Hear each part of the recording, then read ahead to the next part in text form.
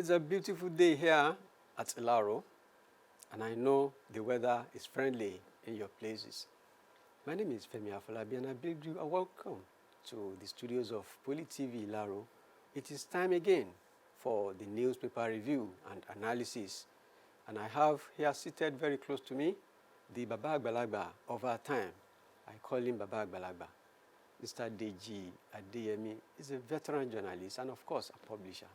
Mr. Adeyemi, you're welcome to newspaper review and analysis. Thank you very much. I'm glad being invited here again. How is the weather with you? Oh, beautiful. There was almost a storm yesterday, but of course the weather this morning cooled down, and it's looking very comfortable. We're glad, and we return all praises to Almighty for that. We have today the Daily Trust, we have The Nation, we have The Guardian, we have Nigerian Tribune, and of course, The Punch newspaper to review. And I want to start immediately by taking a look at the front page of the Daily Trust newspaper with the story, Tinubu clears path for Governor Yusuf defection. For some days in the past, we've been hearing of Governor Yusuf would be or not into the fold of APC. And this paper is saying today that all roads lead to APC from Governor Yusuf's position. He's ready to now become the APC member from Kano State. What is your take on that? Well, my take is that the Nigerian political landscape is such of a domino thing, a yo-yo. It goes up, it comes down, and you can't really hold on to something for quite a long time. How long ago did the man was ushered into office as a member of the Kakwanso party? Now he's potting again. It's the season for potting. In fact, I cannot count the number of PDP governors that have already defected to APC. And I think there are two lessons that I'm getting out of it. It's like they say generally, which I think I don't align with, that they say it's a political game. No, it's not. The politics should not be a game, because lives of masses of the people depend on what the politicians do. So I don't want to see it as a political game. We should play our politics in such a manner that we have in mind people who can really turn things around. What I, again, going now, there's almost 30-something APC governors out of 36. Yeah. Where is the opposition? Opposition has gone through the roof. Okay, let's look at it from this point of view. If democracy is a game of number, and whoever assumes office, whoever got elected into an office, Yes. He or she is made into that office by the leave of the electorate. Of course. Okay, now that they are potting, as you rightly pointed out, without consulting the majority of those who took them there. put them there. What is that meaning for 2027? Well, the meaning is that APC is coasting home, but in the meantime, let us, the original meaning is what I think. When I say politics, it's all about development. Do we have light 3 years ago? Are we having it now? Did we have water? Did we have? Let all those things, are empirical facts, let all those things be on the table. Then, of course, you don't need to pot anywhere. Are you delivering the dividends of democracy? And so I just want to say that by the time everybody is in APC, then Nigerian democracy becomes a one-party state. Of course, Mr. President said a few months back that Nigeria is not a one-party state. maybe theoretically, but practically, Oh, what we are we are going, selling is we are working towards it. So, and you now say that okay, who is to correct the people in government? Who is to say things? And I dare say that the civil societies should not come into the fray, because when they start correcting the government, then something may just come out of that. Okay, that particular story is the major headline, not only in Daily Trust newspaper, but of course some other newspapers too. They talk massively, extensively about the defection of Governor Yusuf of Kano State into APC, following his discussion with the Mr. President last night. And of course, we'll move forward with another political story, minor one at though, on the front page of the Daily Trust. Omission of Shetima's picture on poster causes uproar. Year 2027 is very close by. And politicians are upping up their games.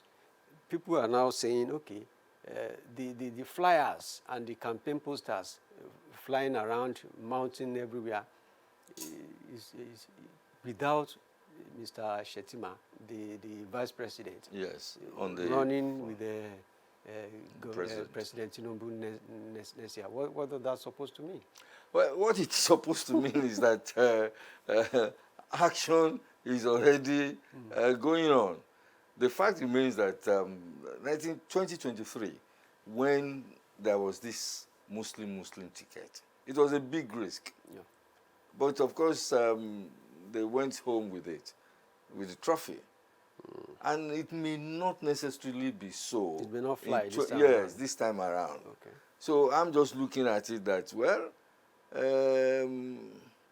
there must be, the people inside would know what to do about that. It may not fly now, especially with the America's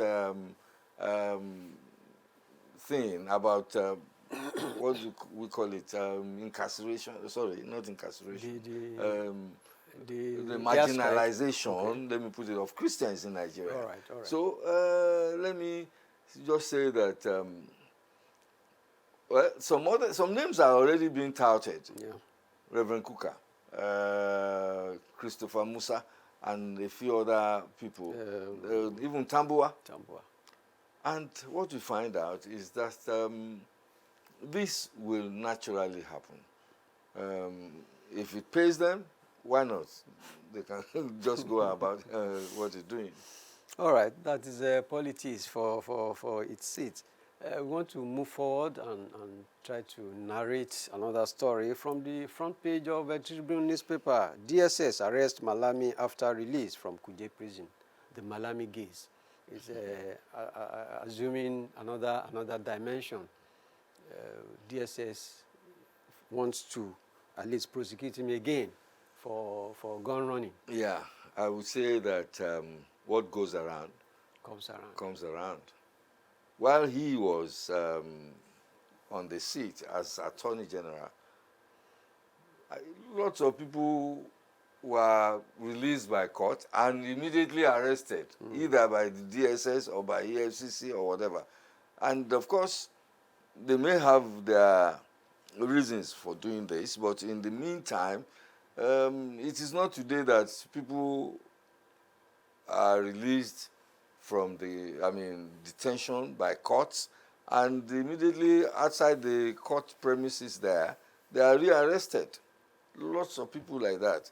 And I think, and this time around, it is a very different ball game. What I mean by that is that the last time they were talking about fraud, corruption, and the rest of it. This time around, we're talking about gun running, about support for terrorism and the rest of it. So it is purely a criminal matter. So he will need to know how to sort himself out. Because, and of course, we saw some of the evidence, cache of guns found in his house. And he didn't deny that, at least not yet. So what I think is just that let him have his day in court.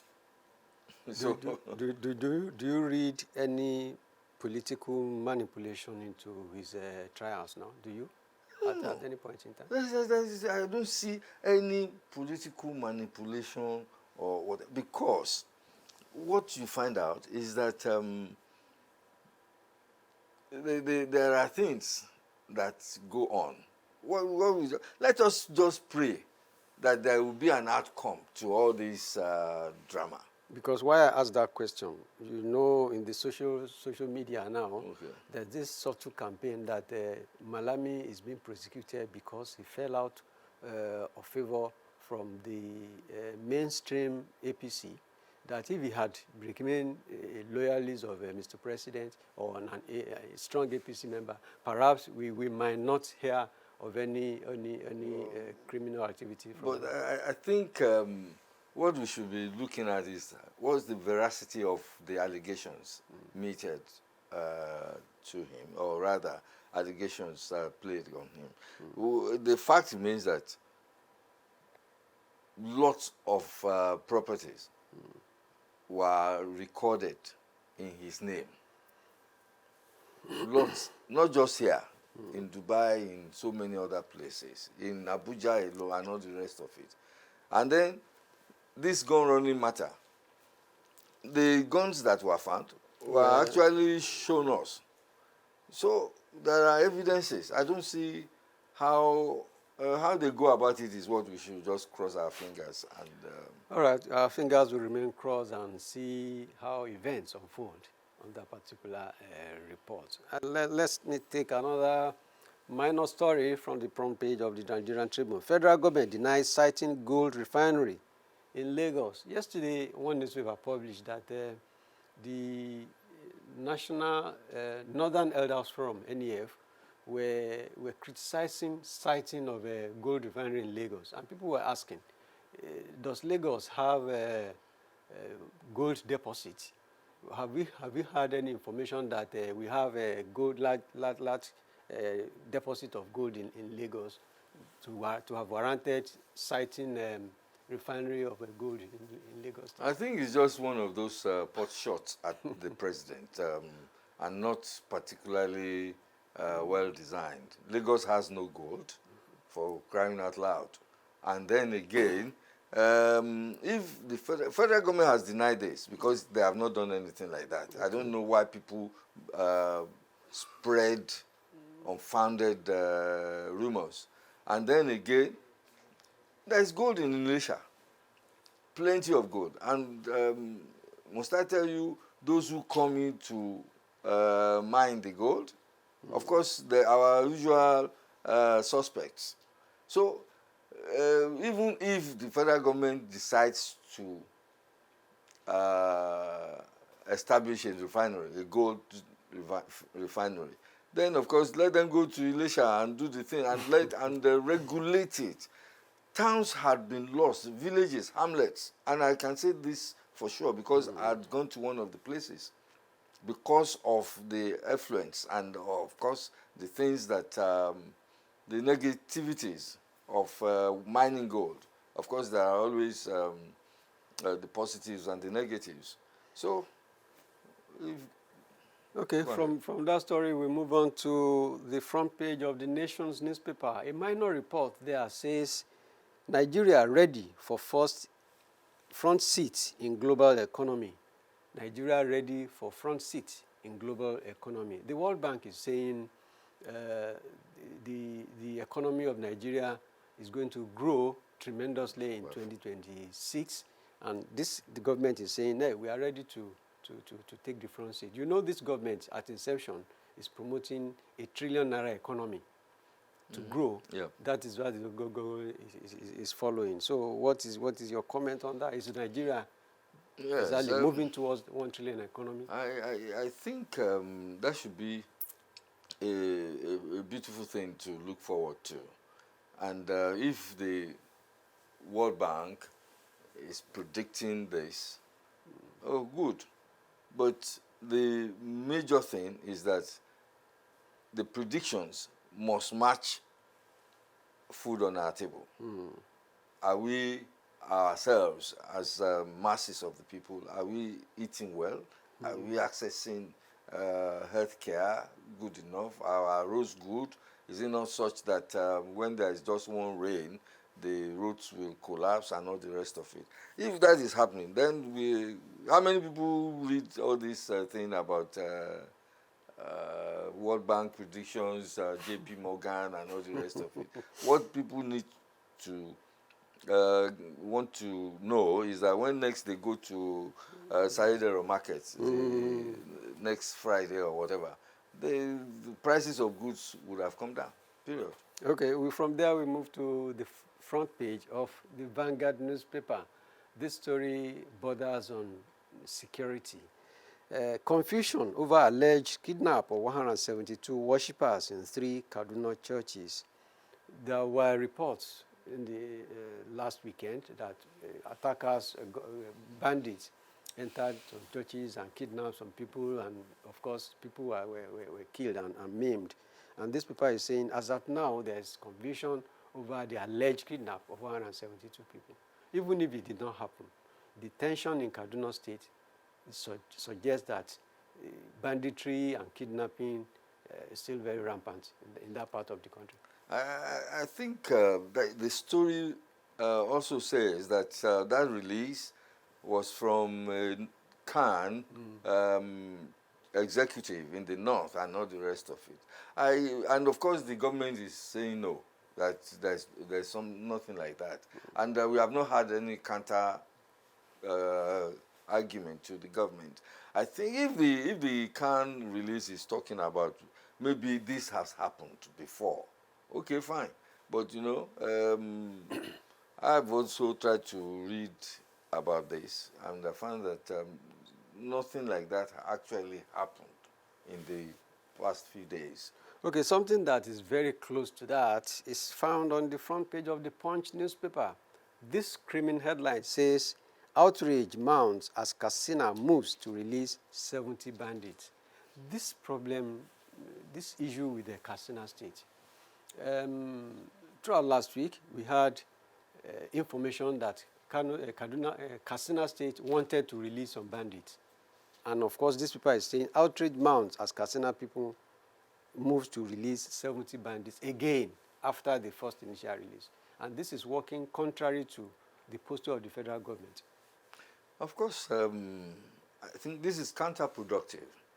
The federal government has already declared a total war on terrorism and, of course, on banditry and all the rest of it. Just go there and neutralize them. Now, government is now saying that some of the people that have already been arrested for the criminal activity of terrorism are being released for amnesty. That doesn't click. I think there must be a synergy of sorts in the efforts of the federal government and the state government as regards insecurity. Federal government, maybe out of intel, federal government had warned the states last week or so. Last week. Yes, that they should not make deals with bandits or terrorists, with bandits or terrorists. And now, this is a deal. Okay, you are our people. Just, I think federal government has the big stick. They should not allow it. Yeah. And of course, insecurity is the government. How far or how much can federal government do to states on that particular episode? Because you know the Constitution guarantees the independence of the federal, state, and local government. Well, of course, the insecurity, as it were, it's one of the major things, or rather, providing security. I mean to say, is the exclusive preserve of the federal government. The federal government. So don't let anybody say there's no contradiction in that. Okay, from that we go to a story promoting the economy, as it were. On the front page of the Guardian newspaper, 50% telco tariff hike leaves operators happier, consumers frustrated. Even despite the fact that the cost of making calls because of using telephone and the internet is becoming higher and higher, consumers are not getting the commensurate service because of the low quality of service, drop calls, and high data, and whatever. And the operators are happier that money is coming to their purse. That's what capitalism brings to the table. A few people will be smiling to the banks, while some people are permanently groaning. And what we find out is that, yes, it still boils down to proper regulatory efforts on the part of the federal or of the government, not federal government. There is a, well, of course, federal government, because there is this the commission for Cost control. communications. Okay. Yes, even the FPPC also comes into this. Are we getting the right service? Are we getting the right solutions? If we are not getting, and this some people, and it could be seen that they are smiling to the banks, then something is wrong. The agency that regulate, well, they should do something about it. Okay, there's a sad story on the front page of the Vanguard, and the story comes with a picture. It's a pictorial story. A tanker upturned yesterday in Lagos, and the content of the fuel laden tanker, and it discharges the whole content on the bridge, and people down were scooping fuel. It's a pictorial story on the front page of the Vanguard newspaper. Haven't we learned any lesson? When such events happen, it always leads to disaster. People scooping fuel. Well, it means that we have not learned anything, because this have been happening for ages. Let me put it that way. And if it happens tomorrow again, you still find people rushing to scoop fuel from, running out. But I think being poor does not make you Being stupid. being stupid. Thank you. I mean, how do you see fire and you walk into fire? And that fire may not just be the one that is burning. So if maybe until the time when the government arrests some people and prosecute them for scooping fuel from the outdoor, from the public, and then maybe some of them prosecute them properly, then some people may just take a cue and desist from such things. I don't see any reason it will happen again, and it's a pity. You don't tell me that because you are poor, you cannot think. Or what exactly? It's a pity. Well, it is a pity that our people refuse to learn, because when such incident happen, the end result is disaster. And so that note that we want to end this edition of Newspaper Review and Analysis. And I want to thank sincerely Adeaebon, Mr. DG Adeyemi, for finding time to be here again. Thank you very much. And we hope to count on you always. We'll be back